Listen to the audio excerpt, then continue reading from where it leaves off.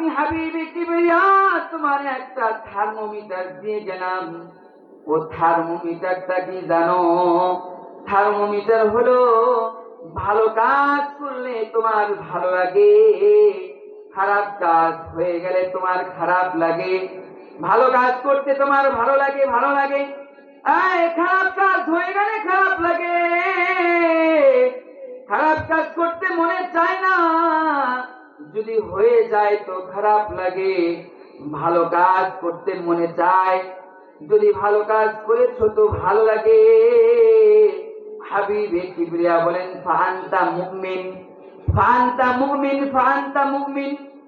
তাহলে তুমি মুমিন, তোমার ভিতরে ঈমান আছে, তোমার ভালো কাজ করলে ভালো লাগে, খারাপ কাজ হয়ে গেলে খারাপ লাগে। আমি হাবিব তোমারে প্রতিশ্রুতি দিলাম, তোমার ভিতরে ঈমান নামের দৌলত আছে। তোমার মতো ঈমানদারদেরকে রব্বে কারীম এমন দুনিয়ার 10 দুনিয়ার সমান জান্নাত দিবে। সুবহানাল্লাহ। হাবিবে কিবরিয়া বলেন ঈমান আছে, ঈমান আছে। যে ভালো কাজ করছো, ফজরের নামাজ জামাতের সাথে আদায় করছো, ভালো লাগছে। রাসূল বলেন ঈমান। জোহরের নামাজটা জামাতের সাথে আদায় করেছো, ভালো লাগছে। রাসূল বলেন ঈমান। আসর মাগরিব ইশা এই যে তুমি জামাতের সাথে নামাজ আদায় করছো, ভালো লাগে, ভালো লাগে। শরীরটা পাতলা লাগে, মনের মধ্যে প্রশান্তি অনুভব হয়। হাবিবে কিবরিয়া বলেন ঈমান।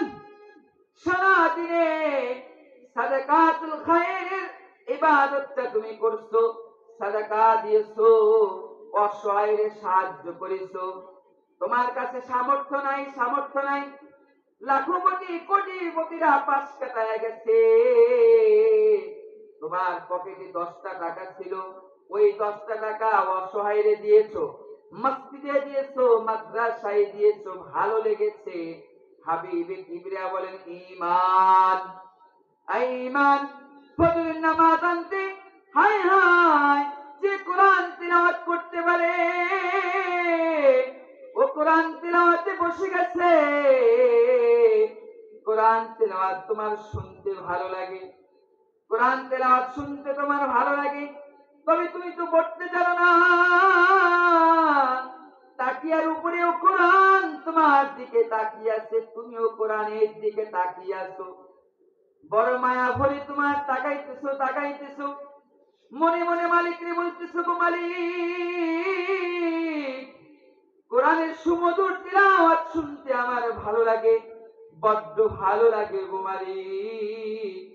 তবে তিলাওয়াত করার ক্ষমতা তো আমার নাই গো মালিক, আমার নাই গো মালিক, তিলাওয়াত করার ক্ষমতা আমার নাই।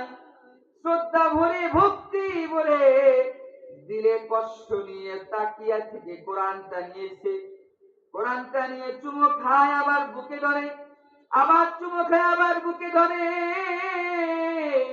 ও গো মালিক, তিলাওয়াত করতে পারি না গো মালিক, তবে কোরআন দেখলে, কোরআন বুকে ধরায় ধরলে ভালো লাগে গো মালিক। হাবিবে কিবরিয়া বলেন ঈমান। তোমার মাঝে ঈমান আছে, ঈমান আছে, ঈমান আছে, ঈমান আছে। তোমার মাঝে ঈমান আছে, ভালো করলে তোমার ভালো লাগে, খারাপ করলে তোমার খারাপ লাগে। হাবিবে কিবরিয়া বলেন ফাআনতা মুমিন। ফাআনতা মুমিন, ফাআনতা মুমিন। তুমি নিরাশ হইবে না, তুমি মুমিন। তোমার মতো মুমিনের জন্য রব্বে কারীম এমন দুনিয়ার 10 দুনিয়ার সমান জান্নাত প্রস্তুত করে রেখেছেন। সুবহানাল্লাহ। বুঝতে পারছেন? ঈমান না পার মাপকাঠি কি বললাম? অন্তত এটা অন্তত বাড়িতে নিয়ে যাবেন, ঠিক আছে না? এটা অন্তত বাড়িতে নিয়ে যাবে। সেটা হলো ভালো করলে ভালো লাগা, খারাপ করলে খারাপ লাগা। ভালো করলে ভালো লাগা, খারাপ করলে খারাপ লাগা। বোঝা যাবে ভিতরে ঈমান আছে। আর যদি এমন হয়, ওই যে শুরুতে বলেছিলাম, সূর্যাস্ত থেকে সূর্যোদয়, সূর্যোদয় থেকে আবার সূর্যাস্ত, এই যে পূর্ব আকাশে সূর্যোদয় হয়, পশ্চিম আকাশে অস্তোদয়, আবার উদয় হয়, আবার অস্তোদয়, গুনার গুনার গুনায় জিন্দেগিটা জর্জরিত হচ্ছে। এরপরেও যদি ভিতরে করাঘাত না হয়, আপনি ডিসাইড করে নেবেন, ফলাফল আপনিই বের করতে পারবেন ঈমান আমার ভিতরে কতটুকু আছে। বুঝতে পারছেন? ঈমান মাপার মাপকাঠি, ঈমান মাপার মাপকাঠি। আচ্ছা, এতক্ষণে আমরা বুঝলাম যে ঈমান পরিমাপ করা যায়। তাহলে এখন আমরা মোটামুটি মনে মনে বুঝতে পারবো যে ঈমান আমার মধ্যে কতটুকু আছে, তাই না? আচ্ছা, মনে করে নিলাম আমাদের সবার স্বচ্ছ ঈমান আছে, স্বচ্ছ ঈমান আছে। এখন তো ঈমান তো নবায়ন করতে হবে, একটু কমতি থাকতে পারে না? ঈমান নবায়ন করতে হবে। ঈমান নবায়ন করবেন কি দিয়া? ঈমান নবায়ন করবেন কি দিয়া? মালিক সেটা কুরআনুল কারীমে সুস্পষ্ট ভাষায় বলে দিয়েছেন। তুমি ঈমান বৃদ্ধি করবা কি দিয়া, নবায়ন করবা কি দিয়া? হ্যাঁ, ওই যে আগের আলোচনার সাথে এই আলোচনার যোগসূত্র। মালিক বলতেছেন, ঈমান তোমার মধ্যে আছে, ফলাফল বের করেছো, এখন ঈমানটা নবায়ন করো, ঈমান বৃদ্ধি করো। কি করো? ঈমান